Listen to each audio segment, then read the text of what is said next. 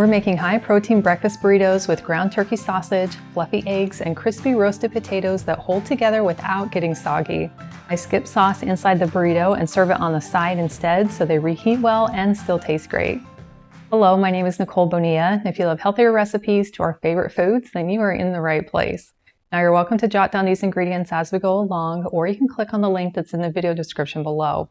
And that will take you to the full recipe with all the details, including nutrition facts, ingredients and substitutions, and frequently asked questions.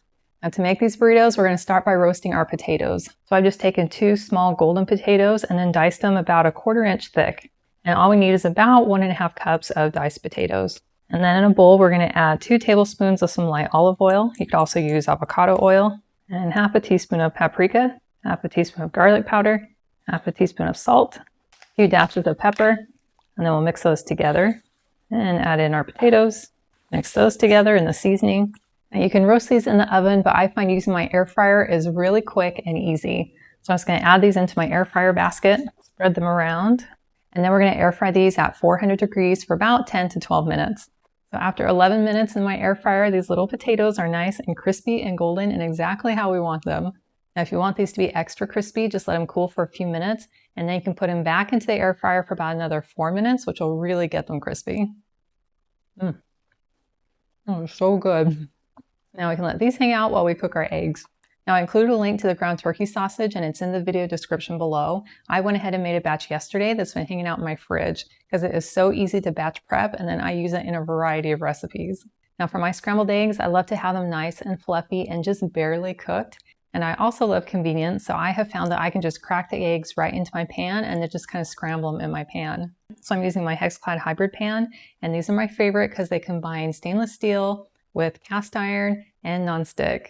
So I've just brought it just under a medium heat. Then I'm adding in about 2 teaspoons of butter.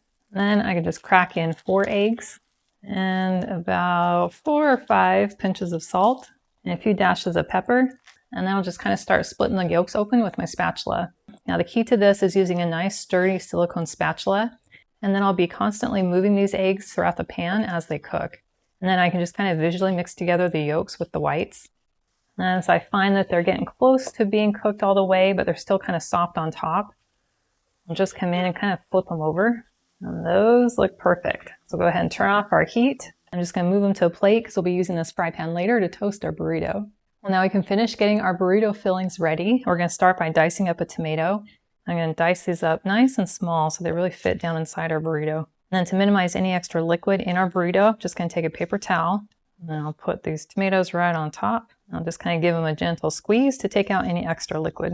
Next, I'll dice up some green onion.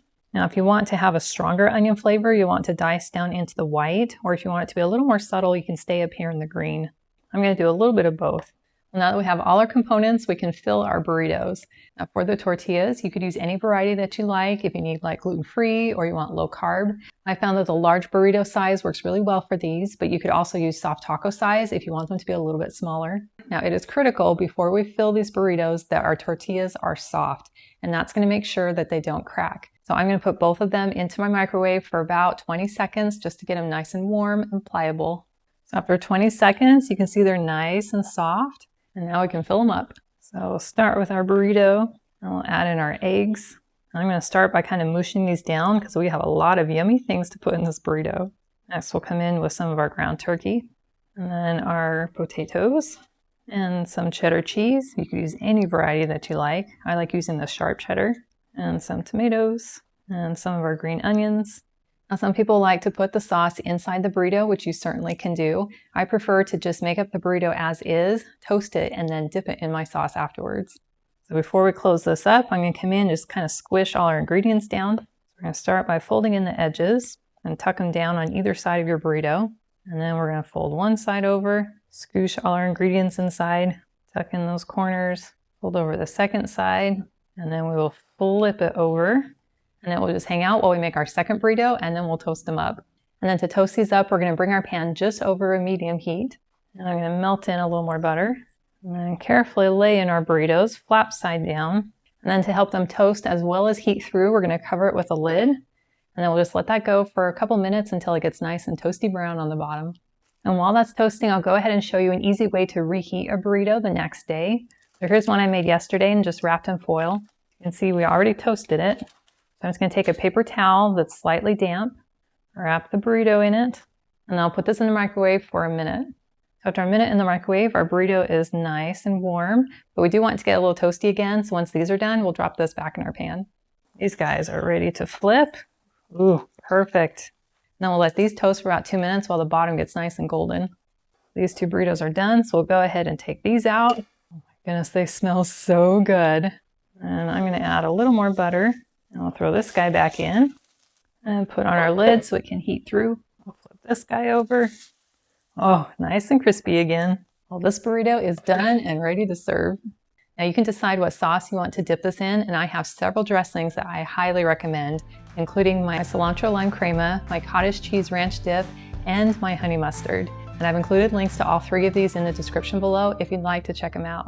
But my favorite is the cottage cheese ranch dip for sure. Go ahead and just dip the corner right in there. So we'll get a contrast of warm burrito with a nice cool dip.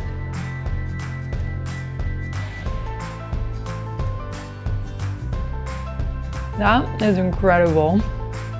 That has so much flavor in the most delicious bite. I love getting that maple sausage and then getting those really fluffy and flavorful eggs. And then those crispy potatoes are so delicious.